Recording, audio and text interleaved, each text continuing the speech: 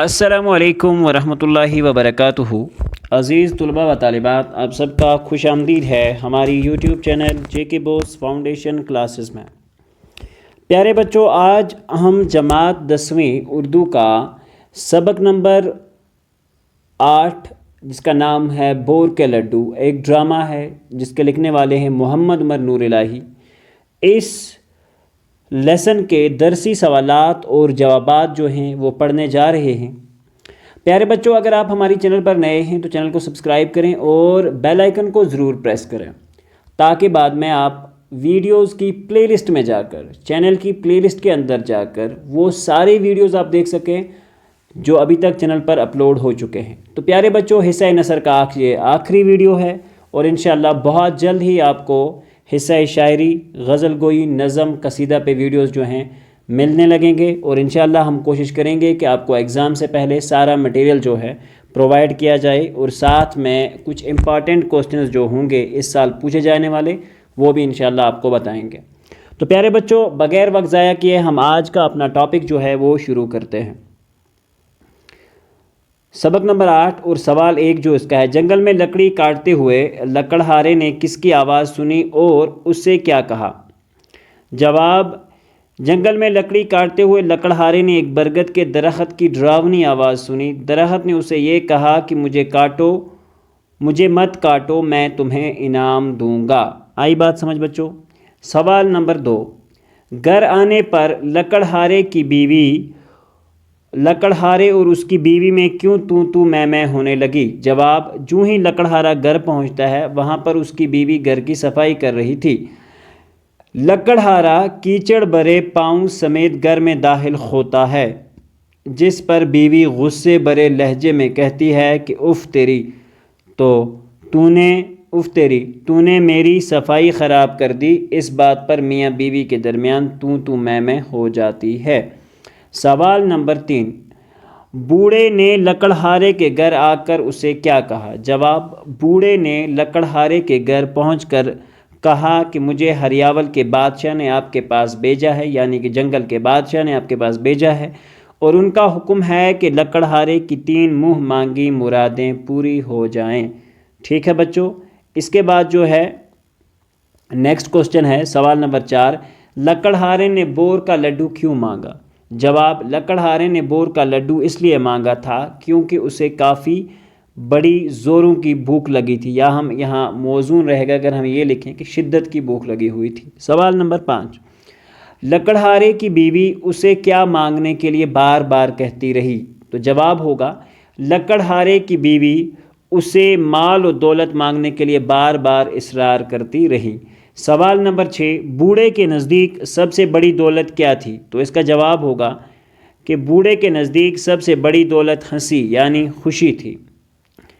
سوال نمبر اس کے بعد یہ آپ کا سوال نمبر 7 ہوگا۔ سوال نمبر 7، اس ڈرامے سے آپ کو کیا سبق حاصل ہوتا ہے؟ اس ڈرامے سے ہمیں یہ سبق ملتا ہے کہ ہمیں آپس میں اتحاد و اتفاق سے رہنا چاہیے، جلد بازی سے کوئی کام بھی نہیں کرنا چاہیے، ہمیں ہر کام سوچ سمجھ کر کرنا چاہیے، ہمیں اپنی زندگی کے ساتھ ساتھ اپنے ماحول کا بھی خیال ہر دم رکھنا چاہیے۔ یہ اس کا جو ہے اس سبق سے ہمیں اس لیسن سے ہمیں یہی سبق ملتا ہے۔ سوال نمبر 8 جو ہے آپ کا اس کے بعد، درج ذیل محاوروں کو جملوں میں استعمال، پاؤں دھو کر پینا، ہمیں محاورے دیے ہوئے ہیں، فریزز دیے ہوئے ہیں، آپ کو ان کو جملوں میں استعمال کرنا ہے۔ تو پیارے بچوں، پہلا ہے پاؤں دھو کر پینا، نیک اولاد اپنے والدین کے پاؤں دھو کر پیتے ہیں۔ ڈر کے مارے کانپ اٹھنا، آج لوگ کرونا وائرس کے خوف کی وجہ سے ڈر کے مارے کانپ رہے ہیں۔ منہ دو رکھنا، بغیر منہ دو کے نماز نہیں ہوتی ہے۔ خاک میں ملنا، انسان کو مرنے کے بعد خاک میں ہی ملنا ہے۔ کانٹے بونا، ہمیں کسی کے راہ میں کانٹے نہیں بونا چاہیے۔ بے اصرار، بے سر پیر اوڑھنا، ٹھیک ہے، بے سر پیر اوڑھنا، بے سر پیر اوڑھنا نہیں ہوگا، اڑنا۔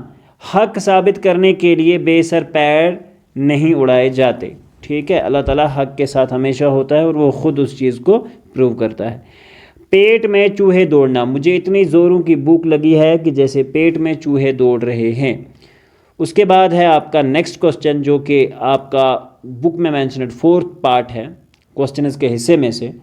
اس ڈرامے کا خلاصہ اپنے الفاظ میں لکھیے۔ تو پیارے بچوں، اس ڈرامے کا خلاصہ بہت لمبا ہو سکتا تھا، لیکن ہم نے کوشش کری ہے کہ الفاظ کو موزون طریقے سے استعمال کر کے آپ کے لیے ایک شارٹ کٹ جو ہے اس کا ڈیٹیل ہم لکھ پائیں۔ جب آپ اس ڈرامے بھور کے لڈو کو تحلیق کرنے کا شرف نور محمد الہی کو حاصل ہوا، اور یہ ڈرامہ ہماری 10ویں کتاب بہارستان اردو کی 10ویں کتاب کے حصہ نثر میں شامل ہے۔ لکڑہارا جو ہی لکڑیاں کاٹ کر اپنے گھر پہنچتا ہے، وہاں پر لکڑہارے کی بیوی گھر کی صفائی کر رہی ہوتی ہے۔ لکڑہارا لکڑیوں کا گٹھا نیچے زمین پر رکھتا ہے اور کیچڑ بڑے پیروں سمیت گھر میں داخل ہوتا ہے، جس پر میاں بیوی کے بیچ میں تو میں ہو جاتی ہے۔ لکڑہارے کو زوروں کی بھوک لگتی ہے اور وہ بیوی سے کھانا مانگتا ہے، جس پر بیوی جواب دیتی ہے کہ جس کا شوہر کام چور ہو، اس کے گھر میں بھوک کے سوا اور کیا چیز ہو سکتی ہے۔ لکڑہارا کہتا ہے کہ میں نے آج جنگل میں جب ایک درخت کو کاٹنا چاہا تو جو ہی میں نے درخت کاٹنے لگا تو میں نے ایک ڈراؤنی آواز سنی۔ آواز مجھ سے کہہ رہی تھی کہ مجھے نہ کاٹو، میں تمہیں انعام دوں گا۔ اسی اثنا میں ایک پیر مرد دروازے پر دستک دیتا ہوا حاضر ہوتا ہے اور کہتا ہے دروازہ کھولو، میں انعام لایا ہوں۔ دونوں میاں بیوی دروازے کی طرف دوڑتے ہیں۔ پیر مرد کہتا ہے کہ مجھے ہریاول کے بادشاہ نے یعنی کہ جنگل کے بادشاہ نے تمہارے پاس بھیجا ہے کہ تمہاری 3 منہ مانگی مرادیں پوری کی جائیں۔ پھر دونوں میاں بیوی کے درمیان تو میں ہو جاتی ہے کہ پہلے کیا چیز مانگنی چاہیے اور پھر باقی 2 چیزوں کے لیے میں کیا مانگے۔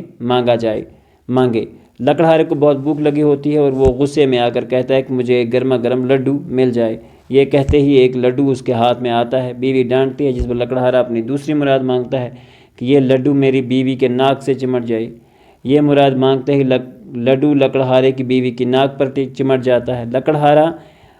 لکڑہارے کی بیوی کو زبردست درد ہوتا ہے، ٹھیک ہے۔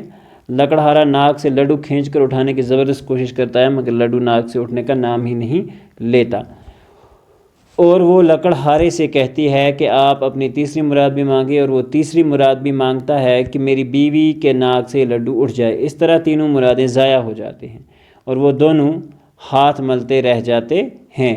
اس ڈرامے سے ہمیں یہ سبق ملتا ہے کہ ہمیں اتفاق سے رہنا چاہیے اور وہ جلد بازی میں کوئی بھی فیصلہ نہیں لینا چاہیے۔ اور ہوگا یہاں پہ، یہ وہ نہیں ہے، اور آپ موزون لفظ جو ہے وہ اور ہے۔ PDF میں کبھی کبھار بناتے ہوئے اتنا دھیان نہیں رکھ پاتے ہم، امید ہے کہ ہماری کوشش کو آپ سراہیں گے۔ خیر، اس کے بعد ہمارے پاس جو اگلا ہے جملہ فعلیہ کی ترکیب۔ پیارے بچوں، جملہ فعلیہ ایک ایسا جملہ ہے جس میں کسی کام کا ہونا پایا جائے، ٹھیک ہے۔ تو بے شک حامد کتاب پڑھتا ہے، تو اس میں پڑھتا جو ہے وہ فعل ہے، کیونکہ پڑھنا کام کرنے سے مراد ہے۔ پڑھنا، ہنسنا، جانا، آنا، یہ سارے کام ہیں۔ جس میں کسی بھی جملے میں جس میں کسی کام کی وضاحت کی جائے، یا مسند علیہ اور مسند دونوں فعل ہیں، تو اوبویسلی وہ کیا ہوتا ہے کہ آپ کا جملہ فعلیہ ہوتا ہے۔ جملہ فعلیہ مگر خبریہ بھی ہے، کیونکہ حامد پڑھتا ہے، دونوں اس میں اندر ہیں۔ حامد فاعل ہے، اور کتاب جو ہے وہ مفعول ہے، اور ہے جو ہوتا ہے یہ حرف ناقص کی طرح استعمال ہوتا ہے۔ بے شک اللہ نیک لوگوں کو نیک بدلے دے گا، اس میں فعل تام مثبت ہے۔ اللہ جو ہے وہ فاعل ہے، نیک جو ہے وہ صفت ہے، اور لوگوں موصوف ہے، کو مطلب علامت مفعول ہے، نیک جو ہے وہ صفت ہے، بدلہ پھر سے موصوف مرکب توضیحی یا ہم مفعول ثانی کہہ سکتے ہیں، بے شک پھر سے متعلق فعل ہے۔ تو اس کے بعد ہم سے سوال پوچھا گیا ہے کہ استاد کی مدد سے مندرجہ ذیل جملوں کی ترکیب نحوی کیجیے۔ حمید میدان میں کھیلتا ہے، لکڑہارے نے خوب کمائی کی، اسلم نے سندیپ کی مدد کی۔ سندیپ ہو گیا یہاں پہ، لیکن ایکچول میں آپ کی بک میں یہ سندیپ لکھا ہوا ہے، تو you will not mind it. Sandeep کی مدد کی، عابد نے کھانا کھایا۔ تو اب ہم ان دونوں چیزوں میں آپ کو سمجھاتے ہیں کہ ہم ترکیب نحوی کیسے بنائیں گے۔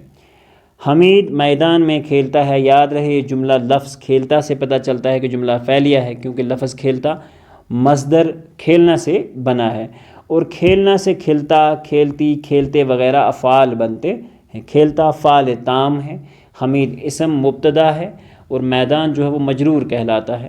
میں حرف جار ہے اور ہے جو ہے وہ فعل ناقص ہے۔ میدان میں مرکب جاری یا مفعول جملہ فعلیہ خبریہ کہلایا جا سکتا ہے۔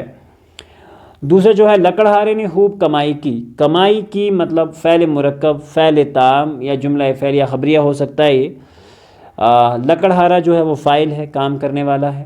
نے علامت فاعل ہے، ٹھیک ہے، اور خوب جو ہے وہ صفت ہے، تو یہاں یہ ہمارا دوسرا مکمل ہوتا ہے۔ اس کے بعد تیسرا ہے اسلم نے سندیپ کی مدد کی، تو جواب ہوگا مدد کی فعل مرکب، ٹھیک ہے، اسلم جو ہے وہ فاعل ہے، نے جو ہے علامت فاعل ہے، سندیپ جو ہے وہ مفعول ہے، کی جو ہے علامت مفعول، اور یہ جملہ جو ہے فعل مرکب، فعل تام، جملہ فعلیہ یا خبریہ ہے۔